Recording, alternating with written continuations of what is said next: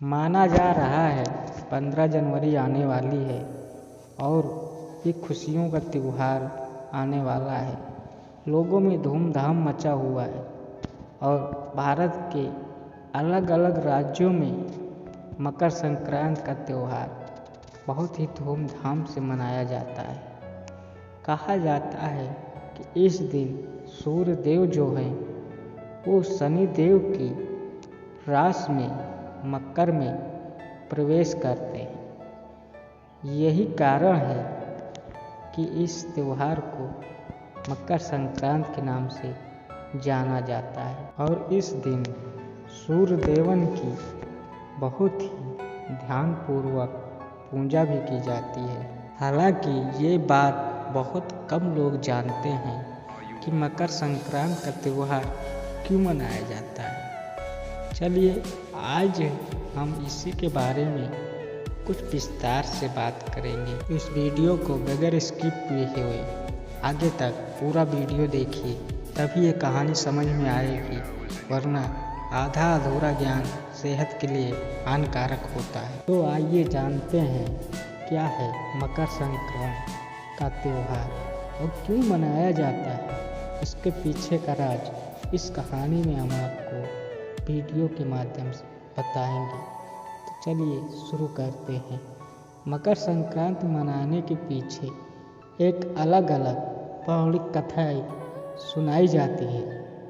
कहा जाता है कि इसमें पीछे की कथा माँ गंगा, राजा भगीरथ और राजा सगर के पुत्रों से जुड़ी हुई है। एक बार की बात है, कपिल मुनि के आश्रम में देवराज इंद्र के घोड़े को चोरी करने का झूठा आरोप लगा था। ऐसे में क्रोधित होकर कपिल मुनि ने राजा सगर के 60,000 पुत्रों को श्राप दिया, जिसके बाद वो जलकर भस्म हो गए। इसके बाद क्षमा मांगने पर कपिल मुनि ने ही उन्हें एक उपाय सुझाया कि वे माँ गंगा को कैसे भी करके पृथ्वी पर ले आए।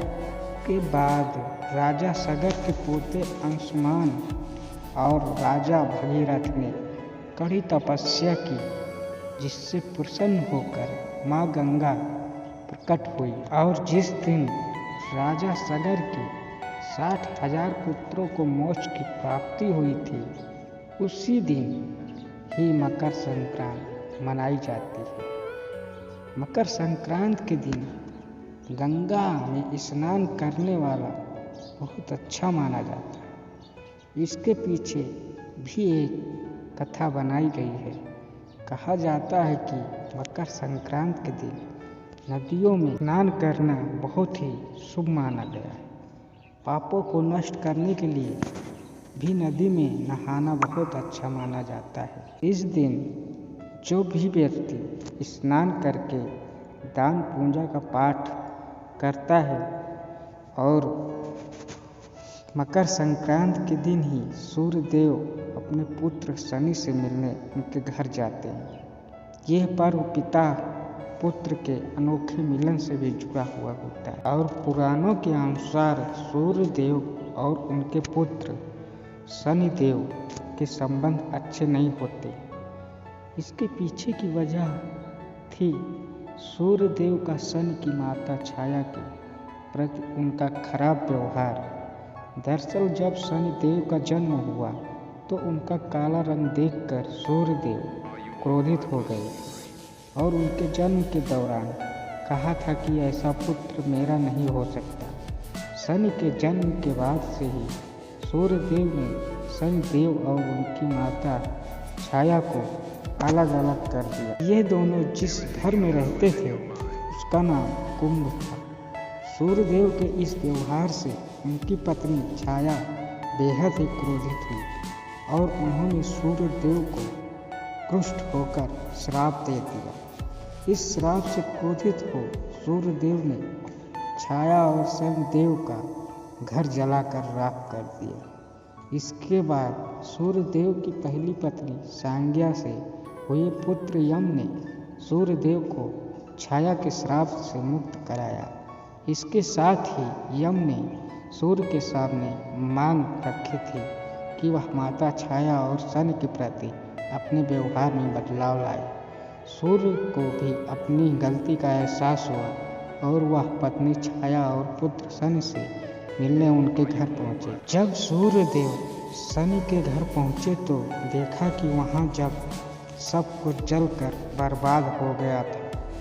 इस पर सूर्य देव को देखकर शनि देव बेहद प्रसन्न हुए और काले तिल से अपना पिता का स्वागत किया। शनि देव के इस व्यवहार से सूर्य देव बहुत प्रसन्न हुए। उन्होंने शनि देव को एक नया घर दिया जिसका नाम मकर था और सूर्य देव ने खुश होकर आशीर्वाद दिया और कहा, तुम 2 राशियों के स्वामी हो गए हो। सूर्य ने शनि को आशीर्वाद दिया कि वो जब भी उनसे मिलने उनके घर आएंगे तो उनका घर धन धान्य से भर जाएगा। सूर्य ने कहा कि मकर संक्रांति के मौके पर जो लोग भी मुझे काले तिल अर्पित करेंगे उनके जीवन में सुख और समृद्धि आएगी।